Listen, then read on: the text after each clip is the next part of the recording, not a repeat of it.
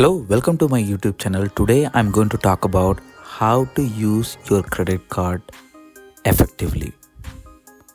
This video is aimed at anyone who is either new to the credit card world or been in the credit card world long enough but you're not paying attention to the details, or perhaps you're that personal finance guru, you already know it, but it's kind of a refresher to you. So without further ado, let's get started. So in this video, I'm going to cover the basics of credit card in terms of how it works, how can you improve your credit history, and then followed by the perks that credit card usually offers, which you can maximize to fit your lifestyle. So first thing, how does a credit card actually works? A credit card usually has a billing cycle which is usually 28 to 31 days, and that billing cycle repeats. So every 31 days there will be new billing cycle. Okay? So if you're billing, so on the billing cycle date, after the billing cycle begins, you start purchasing, you start doing your purchases, and during the close day, which is after 31 day, let's say today is Feb 24th, on March 24th, on the closing day, the credit card company will calculate the balance, meaning they will add all the purchases you have made until that day and calculate the balance. So in this example, you have spent almost $235. You have spent $235. Now what happens is, they give you a grace period of 21 days to pay off this $235. So within this grace period, if you pay off this $235, you won't incur any interest. Basically, on payment due date is when you need to actually make sure you have paid off the entire closing balance, right? So on the payment due day, which is after 21st date, you can pay it off during this 21 days, or on the due date, you have to pay the entire $235 in full. If not, you would be incurred interest charge going forward. That means you would be incurred interest charge on any outstanding balance on the payment due date. Let's say you only made $100 on the payment due date. That means you have $135.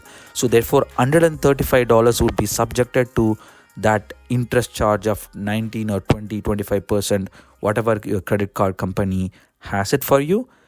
Plus, any purchases you do subsequently, let's say you go and buy that Starbucks coffee for $3-4, that $3-4 would be also incurring that $25. So this is something keep in mind. This is where people don't understand it and they get into the credit card debt, right? So as long as you understand the credit card billing cycle, you can use it to your benefit, because guess what? No other credit card is a wonderful instrument where it gives you this 21 days to pay off the balance, by which you don't need to pay the interest, right? So as long as you can pay within that grace period, you are fine. You won't incur the interest charge. You can keep doing the same thing and build the credit history. So how can you build the credit history? So building the credit history depends on two factors: credit utilization and ability to pay back on time. So credit utilization means, let's say your credit card has $1,000 credit. How much percentage of that $1,000 are you using on daily basis, a regular basis? If you are using like low, which is close to 6.5, or that's very low, then according to the Experian, your credit score would be somewhere between 800 to 850. This is the overall credit utilization, meaning like you may have multiple credit cards, right? So you have to ensure everywhere you're using less than 6.5%, right? But typically, in my view, it's as long as you are using anywhere between 10 to 15, 10 to 20, 25%, you should be fine, and provided that you pay it off regularly. The only thing that will affect your credit score is if you're over dipping into your credit, meaning, let's say, like you're utilizing 80% of your available credit. That means it's a flag to the credit company saying that this person is dipping too much into the credit, therefore there is a chance they may default, and then they will go into the debt and start paying, and the snowballing effect of the interest will kick in. So that is no for you. So if you want to stay healthy with your credit card, try to be within anywhere between 15 to 25% should be fine, and then keep paying it off within the grace period time. Then you should be all fine. Now, if you keep doing that, your credit history will be very good. You would see that every time and now your lender will increase your credit limit, etc., right? But now, while we are talking about how to improve your credit history, but oftentimes their life is such that they will always throw some sort of like challenges. Let's say like you have this high purchase that comes up, you don't know what to do. Let's say you end up buying that high purchase with your credit card, and then now you are subject to higher interest of 19%.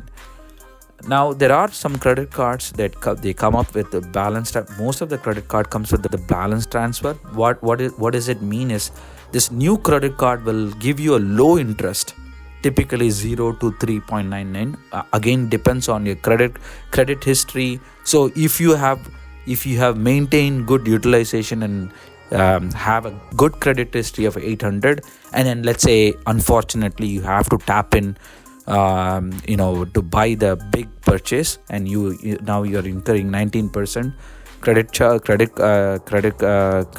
interest, then you can use this balance transfer mechanism where you can transfer this high interest debt to this low interest into the new credit card. This way, you save a lot.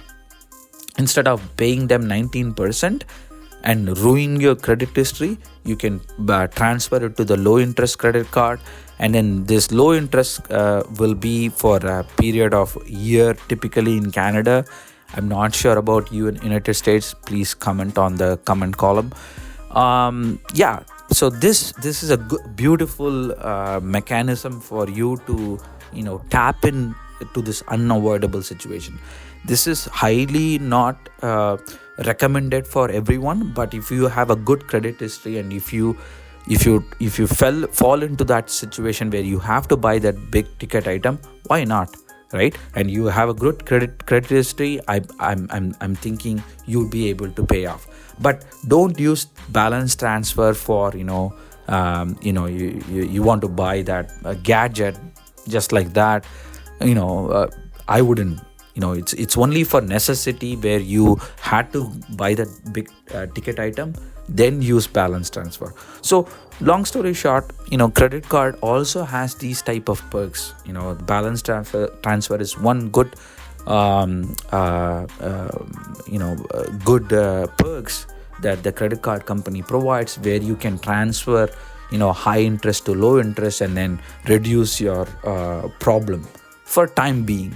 But you need to manage and make sure you pay it off, right? Otherwise, the low interest may go up. So you have to watch that. The next thing is, when you already know that you are going to have a credit card, so what you should do is, when you get into a credit card, you get a credit card that fits your lifestyle. So what I mean by that is, credit card usually gives you points, right? And the points depends on the type of purchases you make.